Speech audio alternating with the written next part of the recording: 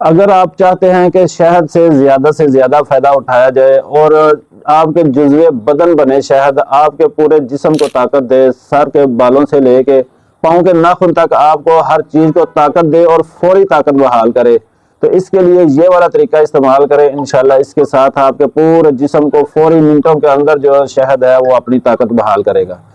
کرنا آپ نے اس طرح ہے کہ ایک کپ جو ہے آپ نے گرم پانی لے لینا ہے، اس کو اچھی طرح گرم کر لیں، ابالا دے لیں اور اس کو اتاریں۔ جیسے ہی اتاریں اس کے ساتھ آپ نے 2 چمچ جو ہے شہد کے ڈال دیں، اس کے اندر 2 چمچ ڈال دیں اور اس کو اچھی طرح حل کر لیں، اور اس کو جس طرح چائے پی جاتی ہے تھوڑا تھوڑا کر کے اس کو پئیں۔ تو یقین کریں جیسے ہی آپ پیتے جائیں گے آپ کے جسم میں طاقت بحال ہو جائے گی، پورے جسم کو یہ ایک ایک چیز کو جو ہے وہ طاقت دے گا۔ اللہ تعالیٰ نے بھی فرمایا ہے شفاء للناس، اس میں لوگوں کے لیے شفا ہے۔ لیکن اگر اصلی بالکل 100% آپ کو خالص شہد مل جائے تو وہ شوگر والے لوگ بھی استعمال کر سکتے ہیں۔